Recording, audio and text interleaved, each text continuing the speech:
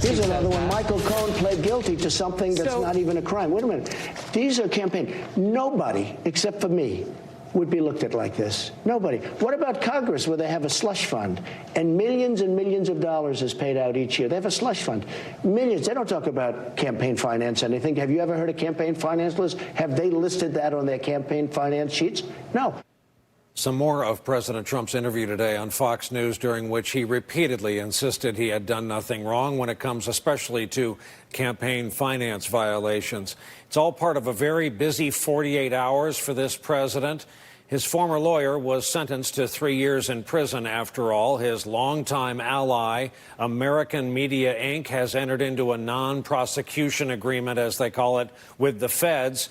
Just hours ago, the Wall Street Journal is out with reporting that Trump's inaugural committee is under criminal investigation, and the New York Times on the board with another story on that topic tonight. So who better to talk about all of it than this man, Attorney Neil Katyal? He served as the government's top lawyer before the Supreme Court as acting Solicitor General during the Obama administration.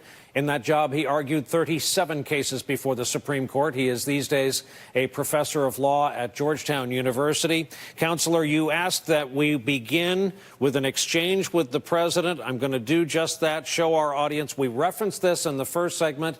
This is on board Air Force One, April 9th. Did you know about the $130,000 payment to Stormy Daniels?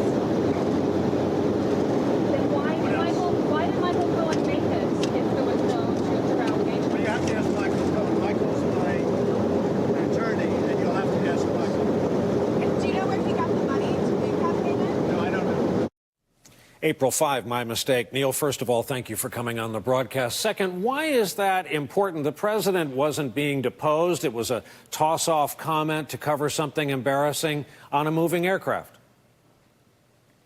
Yeah, so it's a real privilege to be here with you. I think the reason why that's so important is it really shows the kind of bait and switch strategy of the Trump defense is crumbling. So, you know, I've taught the criminal law course about 20 times, and I think what I would teach my students is that the technical legal term for how the president is probably feeling right now is wigging out. And the reason for that is that he doesn't have a defense anymore. So, you know, we teach in criminal law that when you're the boss and your subordinate goes to jail for carrying out your orders, that you'll get a punishment usually 3x, 1x to 3x, double to 3x of what the subordinate got. Here, the subordinate, Michael Cohen, has been sentenced to 3 years.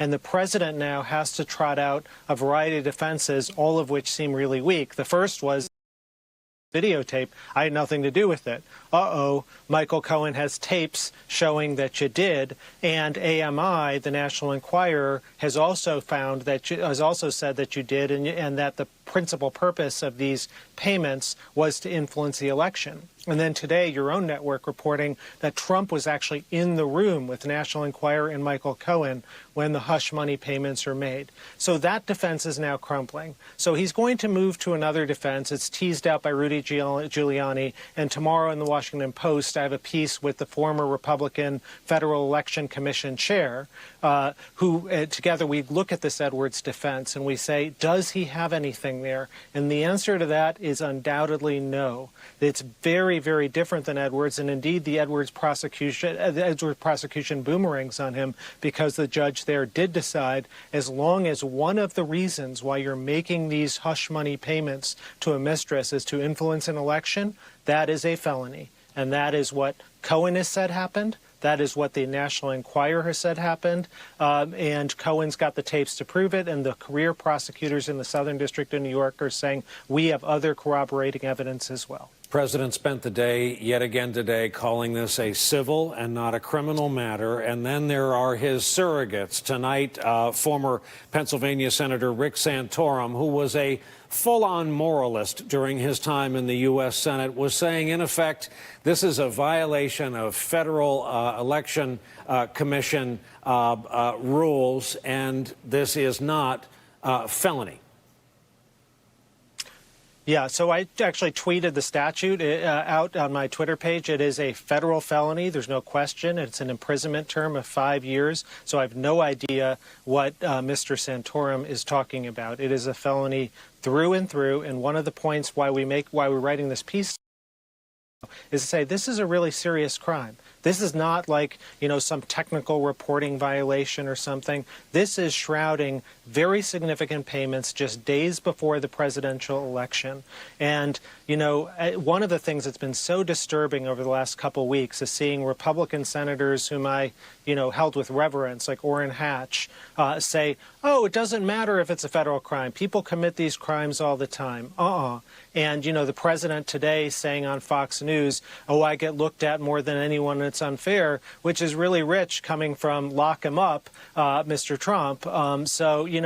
I don't actually think a different standard is being applied. I think no matter who, if anyone had the audacity to engage in these hush money payments, these shell corporations and the like, any ordinary citizen right now will be looking at a felony indictment. And really the only thing that's protecting the president right now is this constitutional card he's got that a sitting president can't be indicted. I heard someone say yesterday, if this is the only thing they ever have on him, this could be big enough to be ball game, as this person put it. Do you concur with that? And as a general rule, do you think there is too much talk at this stage of impeachment in the media every day?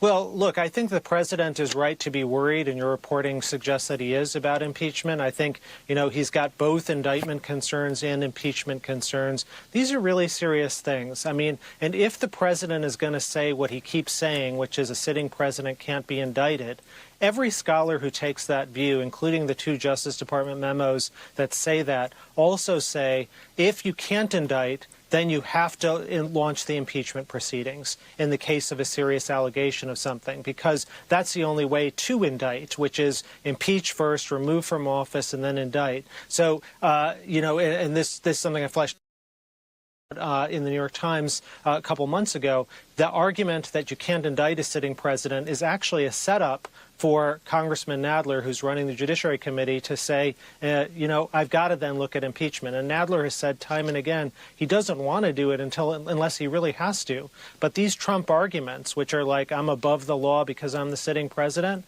I think they're going to force Nadler's hand. So, yes, I am absolutely convinced that there will be an impeachment inquiry by the House of Representatives and the new Congress. I don't see how it can be anything else at this point, given all of the serious accusations against the president and his constant lying in trying to defend himself. Duly noted. Neal Katyal is the co-author of a piece that is hours away from going up on the Washington Post website. Thank you very much for staying up with us and coming back on our broadcast. We appreciate it.